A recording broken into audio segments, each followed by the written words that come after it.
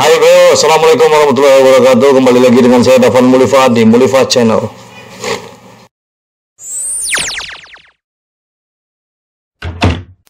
Mulifat Channel kali ini kita akan membahas sejarah kedatangan bangsa Minangkabau ke Malaysia dan apa saja perbedaan antara Minangkabau di Malaysia dan Minangkabau di Indonesia. Saksikan terus Mulifat Channel.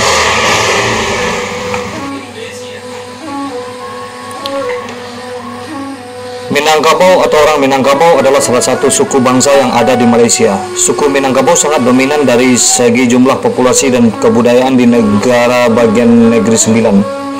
Orang Minangkabau bukanlah satu-satunya suku bangsa asal Indonesia yang ada dalam demografi Malaysia.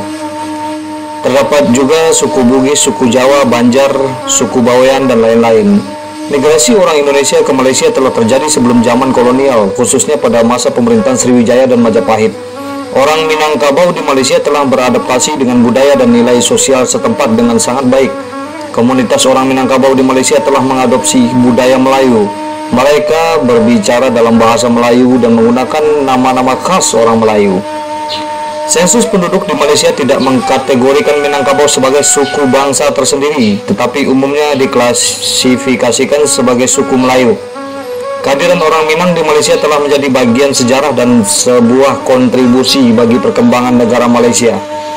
Banyak tokoh penting dan figur publik Malaysia yang memiliki keturunan Minangkabau antara lain adalah Yang di-Pertuan Agong pertama Malaysia, Tuanku Abdul Rahman, Syekh Muzaffar Shukor, seorang angkasawan Malaysia yang pertama pergi ke ruang angkasa, dan pelantun lagu Janji Manismu Aisyah.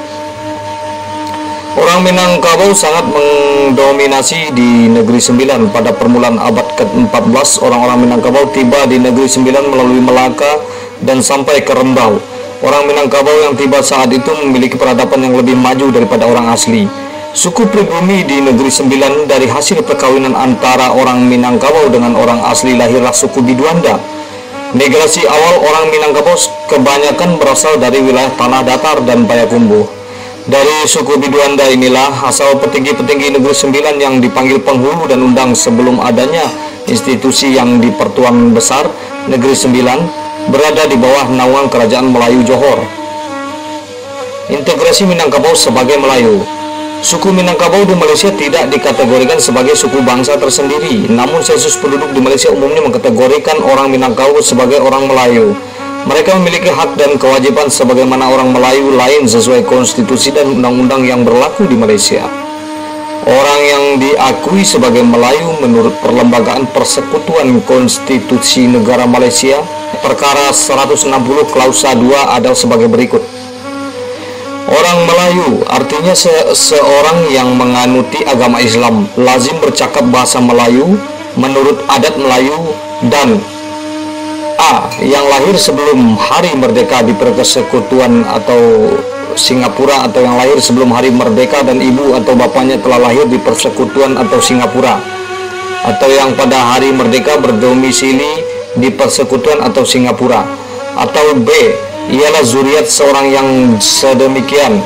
Hal ini menyebabkan semua ras dan suku tanpa terkecuali jika memenuhi syarat di atas akan diklasifikasi sebagai Melayu dan mendapatkan hak keistimewaan dan kewajiban sebagai orang Melayu di Malaysia menurut hukum Malaysia.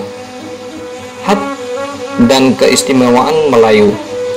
Hak istimewa orang Melayu adalah hak yang telah disepakati oleh para pemimpin Malaysia terdahulu yang mereka berikan kepada orang Melayu sebagai kompensasi kesediaan rakyat Melayu di tanah Melayu untuk menerima etnis Tionghoa dan etnis India untuk berbagi kehidupan di tanah Melayu secara bersama-sama.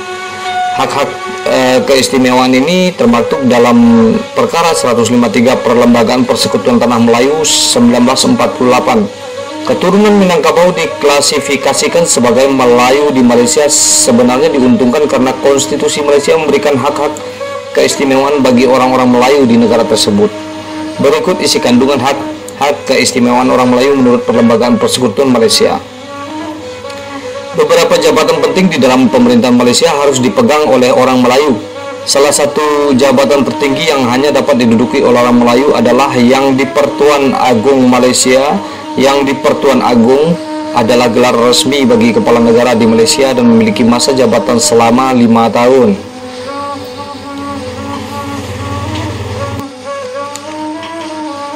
Sejarah masuknya etnis Minangkabau ke Malaysia.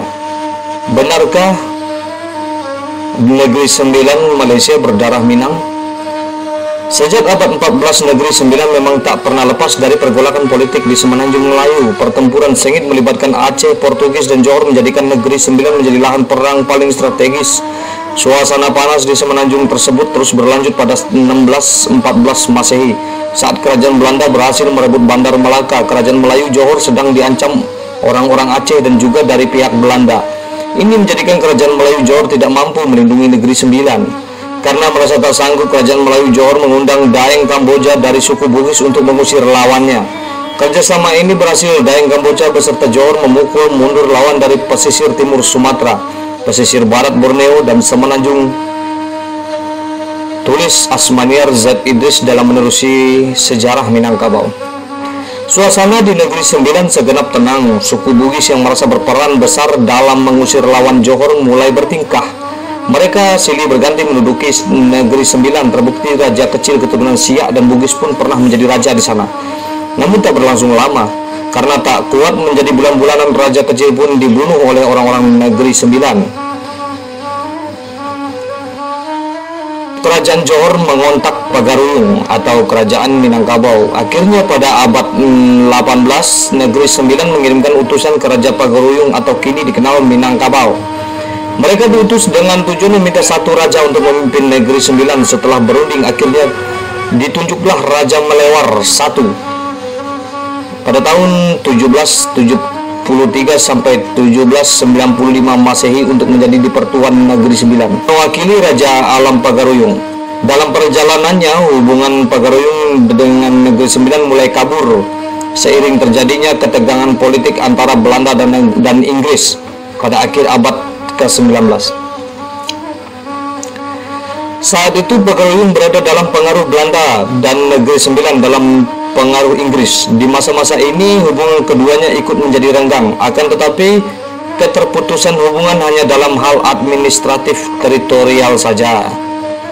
Dalam bidang kebudayaan, keduanya masih menyimpan memori kuat. Kedua negeri memiliki sekian kesamaan dasar seperti pakaian adat, bentuk rumah adat, upacara adat, pola keturunan dari garis ibu, musik, warna kebesaran, serta makanan seperti rendang.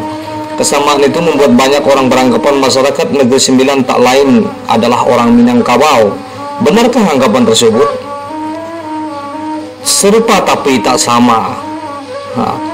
Peneliti Universitas Tokyo, Jepang, Kato Tsuyoshi mengatakan terdapat perbedaan dari nama-nama suku di Negeri Sembilan, Malaysia, dengan nama-nama suku di Minangkabau, Indonesia. Masyarakat Minang terkenal dengan budaya merantau, dan salah satu wilayah yang menjadi daerah rantaunya adalah Negeri Sembilan yang ada di Malaysia. Katanya dalam kuliah umum di Fakultas Ilmu Budaya Universitas Andalas Padang, seperti dilansir Antara, setelah dilakukan perbandingan terhadap beberapa sistem pada masyarakat di Negeri Sembilan, ternyata terdapat beberapa perbedaan dengan kebudayaan Minang. Salah satunya adalah dari nama-nama suku. Tsuyoshi mengatakan pada tahun 1972 sampai 1973, Minangkabau sebagai daerah tertua dan penduduk paling ramai dengan komposisi tercatat memiliki 90 nama suku. 10 suku terbesar di Minangkabau berdasarkan penyebaran geografi adalah Caniago, Melayu, Piliang, Tanjung, Koto, Jamba, Sekumbang, Mandailing, Pitopang, dan Guci. Sementara di Negeri Sembilan terdapat lebih kurang 13 suku. Sementara beberapa nama suku tersebut merupakan nama-nama daerah di Minangkabau. Suku-suku di Negeri Sembilan meliputi Biduanda, Tanah Datar, Seri Lemak Pahang, Seri Lemak Minangkabau, Payakumbuh, Seri Malenggang, Tiga Batu, Tiga Nenek, Mungkal, Batu Belang, Batu Ampar, Anak Aceh, dan Anak Malaka. Dari suku-suku tersebut terdapat kesamaan nama beberapa daerah di Minangkabau. Peneliti beranggapan masyarakat di Negeri Sembilan bernenek moyang orang Minangkabau. Yang telah menonton berita Mulifa Channel tentang kedatangan suku Minangkabau ke Malaysia dan apa saja perbedaannya, semoga menjadi ilmu yang bermanfaat bagi kita semua. Jangan lupa di subscribe, like, tekan lonceng, dan saksikan terus Mulifa Channel.